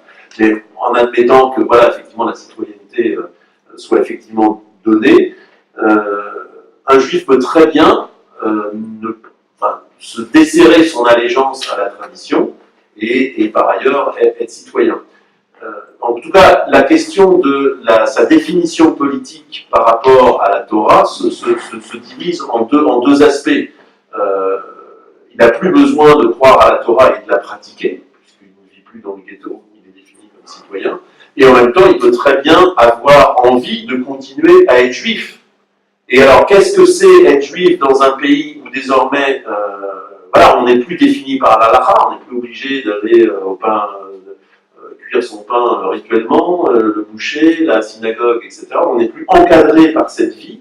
La question de la judéité se pose. Cette question qui ne s'était jamais posée. Parce que être juif, alors, de manière très pratique, c'était à la fois, enfin, on croit ou on ne croit pas, ça, mais en tout cas, c'était vivre de manière juive. Dans le ghetto, on ne peut vivre que par la halakha. Et à partir du moment où la halakha devient optionnelle, où le juif a une situation comparative, il peut très bien continuer, mais alors du coup, ça devient un acte volontaire, et plus du tout un acte naturel, et il peut très bien dire, non, terminé. D'ailleurs, historiquement, c'est ce qui s'est passé pour beaucoup de juifs à l'époque, en disant, non, moi je veux devenir citoyen, et le judaïsme est une malédiction qui a maudit mes ancêtres pendant des siècles et des siècles et des persécutions. La première chose que j'ai envie de faire, c'est de m'éloigner de ça. Et donc se pose, et pour celui qui voudrait maintenir les deux pôles, se pose la question de la judéité. C'est quoi être juif à une époque où on n'est plus juif seulement par le judaïsme? On peut vouloir être juif par la culture, par l'affiliation, parce qu'on sait que mes parents vivaient encore de manière halakhique et mes grands-parents, etc. Mais moi, je ne le fais plus. Mais par contre, je me sens juif quand même. Et ça veut dire quoi, du coup, si ma judéité n'est plus définie par la pratique du judaïsme? Donc ça, c'est encore une problématique nouvelle. Pour faire simple, le judaïsme culturel, mais c'est encore un mot beaucoup trop simple, parce que cette culture, elle peut être nourrie de plein de choses. Ajoutons-y, pour l'époque complètement moderne, la Shoah, c'est encore une dimension nouvelle. C'est par l'histoire, mais c'est quoi le contenu de tout ça? Et on ajoute une distinction de plus à toutes les distinctions qu'on avait fait entre Ruth, Ezra, Yehuda Levi, Maïmonide, Joseph Albo. À l'époque moderne, ce découplage justement de la vérité de la Torah et de la condition politique du juif qui dans le ghetto était défini par vivre selon la halakha et qui dans la modernité, c'est deux choses différentes. Alors du coup se pose la question, la judéité devient quelque chose de volontaire, en tout cas, devient quelque chose de personnel, de volontaire, et qui peut se suffire de la culture. Et ça, c'est vraiment complètement nouveau, parce que la judéité n'avait jamais été volontaire avant. Elle était by definition, ou imposée, ou vécue naturellement, ou tellement imposée que vécue naturellement. Mais en tout cas, voilà. Elle n'était pas individuelle, elle devient individuelle parce que le juif est maintenant citoyen, le citoyen s'adresse à l'individu, alors qu'avant le judaïsme se vivait de manière collective, de toute façon. Donc c'était à la fois une pression sociale et à la fois une évidence, sans doute quelque chose de facilitateur. Et donc ce côté volontaire et individualiste de la judéité, ça c'est vraiment quelque chose d'entièrement nouveau et dans lequel on vit encore aujourd'hui. C'est-à-dire que nous, en tant que juifs, on est obligés de réfléchir consciemment et volontairement à c'est quoi être juif, comment je veux définir ma judéité, c'est quoi mon judaïsme. Enfin, mon judaïsme aurait été une expression incompréhensible il y a 3 siècles. Il n'y avait pas mon judaïsme, il y avait le judaïsme, point final. Et aujourd'hui, c'est une problématique, encore une fois, personnelle, volontaire, et qui peut aller voilà, dans la filiation, dans l'histoire, dans la spiritualité, simplement dans la culture, dans un mélange des quatre. Enfin, c'est une problématique complètement. Donc on peut être simplement juif en affirmant que je suis juif. Bah, ça peut aller jusqu'à là. Et on le voit alors de manière halachique. Voilà, c'est la différence qu'il peut y avoir entre des mouvements libéraux, hein, qui définissent le judaïsme d'une certaine manière. Alors, il y a des procédures quand même légales, mais le sentiment d'être juif, ça aussi, c'est une donnée nouvelle. Par exemple, quand quelqu'un vient devant nous pour éventuellement se convertir, c'est pas la seule chose, il suffit pas de se sentir juif pour qu'on dise, bah, ok, t'es juif. Il y a un certain nombre de choses qui sont mises en place, mais c'est vrai que, d'une manière générale, à l'époque moderne, peut-être postmoderne, la volonté, le volontarisme joue un grand rôle dans l'identité. Et quelque part, dans être juif, il y a vouloir être juif ou se sentir juif, ça devient un facteur important. C'est pas le seul, mais ça devient important. Alors, à combien de mitzvot sont nécessaires pour que je rentre dans le plan? Alors c'est intéressant parce qu'il y a une seule suffit. Mais absolument, mais là vous dites exactement ce que Joseph Albo, alors du coup c'est pas moderne, dit c'est même un de ces, on se souvient, il y a les Ikarim, les principes, il y a les Shorashim, les racines, il y a les Anafim. L'un des Anaf, c'est la possibilité de rejoindre Dieu à travers une seule mitzvot. À savoir, c'est cette très belle notion que la Torah, c'est comme une mer, si on met le pied à un endroit, peu importe que ce soit là, on est relié au système. Ah, mais moi j'ai trouvé que les rabbins avaient inventé quelque chose d'extraordinaire, la teshuva. C'est formidable, c'est une invention formidable. C'est une belle invention, c'est vrai.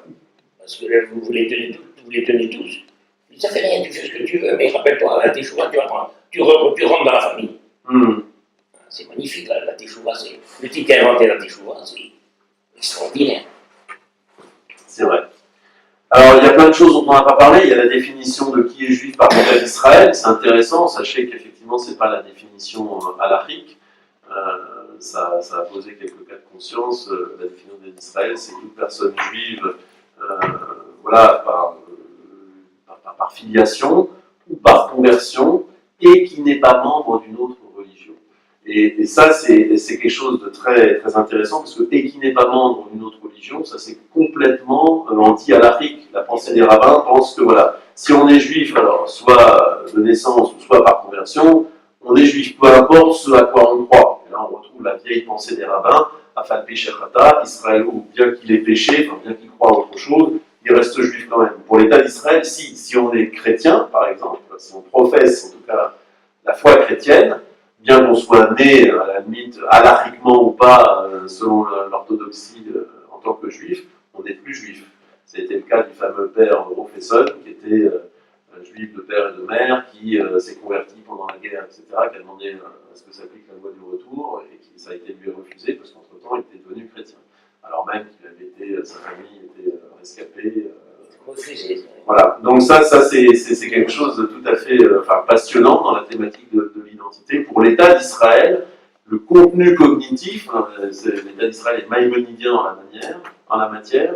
Si on croit, si on est relié à une autre foi, on ne peut pas prétendre à devenir israélien, en tout cas par la voie du retour, au titre de la judéité. Donc voilà, on n'a absolument pas répondu à la question, mais on a remué en tout cas toutes les dimensions du problème.